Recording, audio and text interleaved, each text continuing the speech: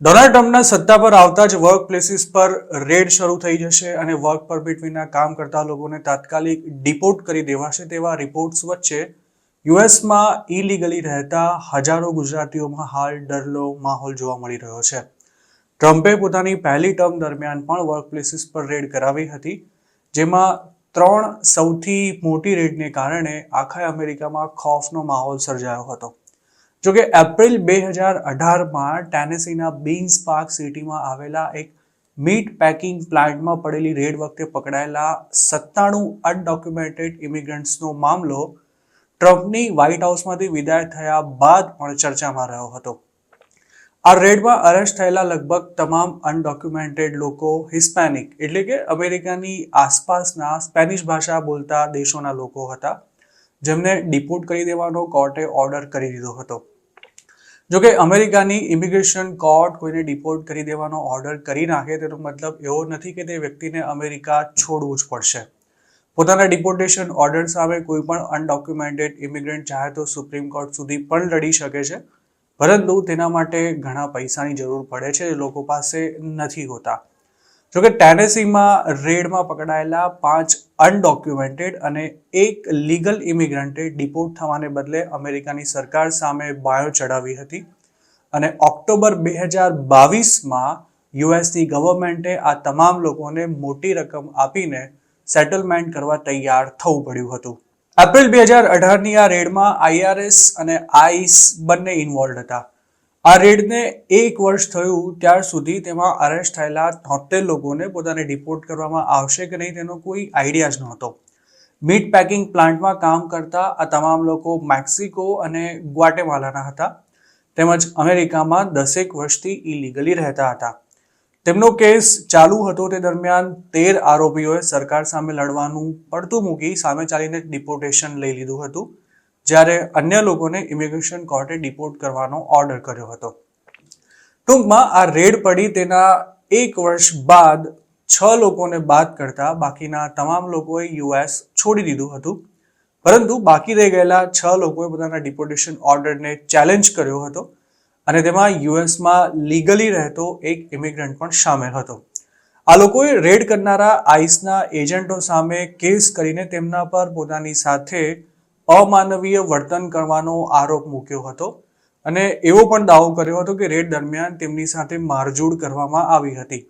આ રેડમાં અરેસ્ટ થયેલા એક લીગલ ઇમિગ્રન્ટનો એવો પણ દાવો હતો કે તેણે આઈસના એજન્ટને પોતાના પેપર્સ બતાવ્યા હતા તો પણ તેને હથકડી પહેરાવીને 2 કલાક સુધી ગોંધી રાખવામાં આવ્યો હતો. ફરિયાદીઓનું એવું કહેવું હતું કે રેડ પડી ત્યારબાદ પ્લાન્ટમાં કામ કરતા તમામ 97 લોકોને તેમનું લીગલ સ્ટેટસ પૂછ્યા વિના જ હાથકડી પહેરાવી દેવાઈ હતી અને તમામને એક વેનમાં બેસાડીને રસેલ્સવિલમાં આવેલી નેશનલ ગાર્ડ આર્મરીમાં લઈ જવાયા હતા. આ દરમિયાન અરેસ્ટ થયેલા લોકોના ફેમિલી મેમ્બર્સને પણ કોઈ જ પ્રકારની જાણ કરવામાં નહોતી આવી.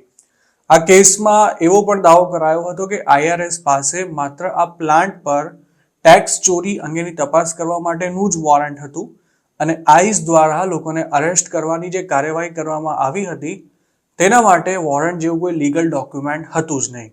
ફરિયાદ પક્ષનો કેસ લડનારી સંસ્થા સિવિલ રાઇટ્સ એડવોકેસી ગ્રુપના સિનિયર એટર્ની મેરેડિથ સ્ટુઅર્ટનું આ કાર્યવાહી અંગે એવું કહેવું હતું કે વગર વોરંટે કરવામાં આવેલી રેડ દરમિયાન આઈસના એજન્ટોએ અનડોક્યુમેન્ટેડ ઇમિગ્રન્ટ્સનું રેશિયલ પ્રોફાઇલિંગ કરીને બંધારણમાં થયેલા 4થા અને 5મા સુધારાનો સરેઆમ ભંગ કર્યો હતો.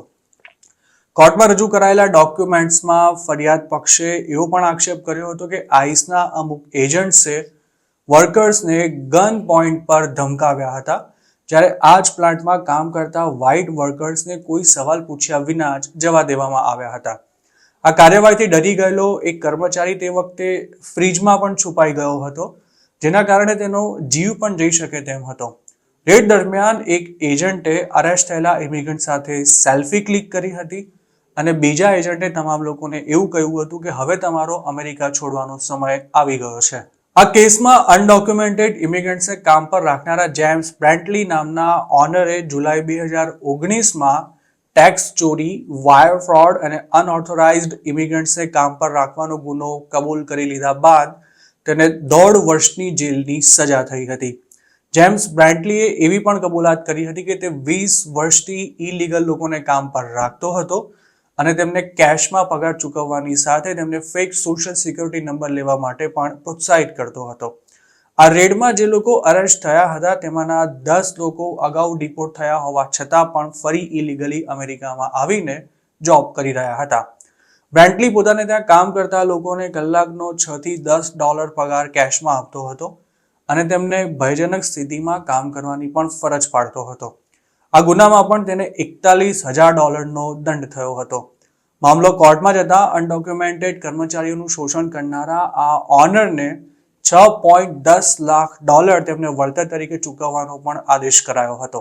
આ મેટરમાં આઈસ સામે કેસ કરનારા 5 અનડોક્યુમેન્ટેડ અને એક લીગલ ઇમિગ્રન્ટને અમેરિકાની સરકારે સેટલમેન્ટ હેઠળ $4.75 લાખ ચૂકવવા માટે તૈયારી બતાવ્યા બાદ આખરે ફેબ્રુઆરી 2023માં ફેડરલ કોર્ટ સમક્ષ સેટલમેન્ટ ફાઇનલ થયું હતું. સમાધાન પેટે સરકારે કુલ $1.17 મિલિયન ચૂકવવા ઉપરાંત ડિપોર્ટ કરી દેવાયેલા એક ફરિયાદીને પણ અમેરિકા પાછા આવવાની પરમિશન આપી હતી અને જે 5 અનડોક્યુમેન્ટેડ લોકો હતા તેમને અમેરિકામાં તેઓ ઈચ્છે ત્યાં સુધી રહેવા દેવાની અને આ મામલાને પોતાના ઇમિગ્રેશન કેસમાં પણ હાઇલાઇટ કરવાની અનુમતિ મળી હતી. એટલું જ નહીં, આ પ્લાન્ટમાં કામ કરતા અને ડિપોર્ટ થઈ ચૂકેલા દરેક વર્કર્સને પણ અમેરિકાની સરકાર $5700 ચૂકવવા માટે સહમત થઈ હતી. વિક્ટિમ્સને પૈસા ચૂકવવા ઉપરાંત અમેરિકાની સરકાર તેમના વતી કેસ લડનારા વકીલોને પણ $1 લાખ થી પણ વધુની ફી ચૂકવવા માટે તૈયાર થઈ ગઈ હતી અને શક્ય છે કે તમામ વિક્ટિમ્સને આગળ જતા ગ્રીન કાર્ડ પણ મળી જશે.